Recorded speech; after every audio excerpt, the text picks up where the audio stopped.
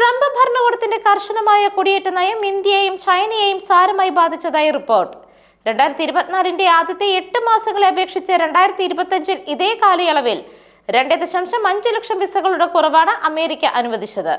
State department പുറത്തുവിട്ട കണക്കുകൾ പ്രകാരം ജനുവരി മുതൽ ഓഗസ്റ്റ് 2025 വരെ സ്ഥിര താമസത്തിനുള്ള വിസകളിലും താൽക്കാലിക വിസകളിലും 11% കുറവുണ്ടായി. വിദ്യാർത്ഥികൾ, തൊഴിലാളികൾ, പൗരന്മാരുടെ കുടുംബാംഗങ്ങൾ എന്നിവർക്ക് നൽകുന്ന വിസകളാണ് ഇതിൽ ഭൂരിഭാഗവും. ഇന്ത്യയിലും ചൈനയിലും നിന്നുള്ളവർക്ക് നൽകിയ വിസകളിൽ 84,000 എണ്ണത്തിന്റെ കുറവുണ്ടായി. ഇത് പ്രധാനമായിട്ടും അന്താരാഷ്ട്ര വിദ്യാർത്ഥികളെയും തൊഴിലാളികളെയും ബാധിച്ചു. 2024 3.44 ലക്ഷത്തിലധികം വിദ്യാർത്ഥി വിസകൾ നൽകിയിരുന്ന സ്ഥാനത്ത് 2025 അത് 2.38 ലക്ഷമായി കുറഞ്ഞു.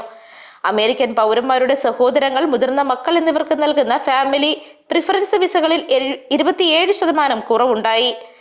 വിമാന, കപ്പൽ ജീവനക്കാർക്കുള്ള വിസകൾ 30,876 എണ്ണവും സാംസ്കാരിക വിനിമയ വിസകൾ 29,594 എണ്ണവുമായി കുറഞ്ഞു.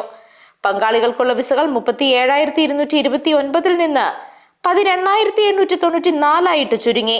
ടൂറിസ്റ്റ് വിസകളിലും, അതായത് B1, B2 കാര്യമായ കുറവുണ്ടായിട്ടുണ്ട്. ഏകദേശം 3.4% കുറവാണ് ഈ വിഭാഗത്തിൽ രേഖപ്പെടുത്തിയത്. ഇത് ഏകദേശം 2 ലക്ഷം വിസകളുടെ കുറവാണ് കാണിക്കുന്നത്. ഇന്ത്യയിൽ നിന്നുള്ള IT പ്രൊഫഷണലുകൾക്ക് ഏറെ പ്രധാനപ്പെട്ട H1B വിസകൾ ഉൾപ്പെടെയുള്ള തൊഴിൽ വിസകളും കർശനമായ പരിശോധനകൾ നടക്കുന്നുണ്ടെന്നാണ് റിപ്പോർട്ടുകൾ സൂചിപ്പിക്കുന്നത്. അമേരിക്കൻ പൗരന്മാർക്ക് മുൻഗണന നൽകുക എന്ന വ്യക്തമായ ജനവിധിയോടെയാണ് ട്രംപ് അധികാരത്തിലെത്തിയത് എന്ന് വൈറ്റ് ഹൗസ് വക്താവ് അബിഗെയിൽ ജാക്സൺ പറഞ്ഞു. വിസ എന്നത് ഒരു പ്രത്യേക അവകാശമല്ല, മറിച്ച് ഒരു പ്രത്യേക ആനുകൂല്യം മാത്രമാണെന്ന് സ്റ്റേറ്റ് ഡിപ്പാർട്ട്മെന്റ് വക്താവ് ടോമി പിഗോട്ട് വ്യക്തമാക്കി. സുരക്ഷാ പരിശോധനകളില്ലാതെ വിദേശ പൗരന്മാരെ രാജ്യത്തേക്ക് പ്രവേശിപ്പിക്കാൻ ട്രംപ് ഭരണകൂടം തയ്യാറല്ല എന്നും അദ്ദേഹം കൂട്ടിച്ചേർത്തു. News desk, Magnavision.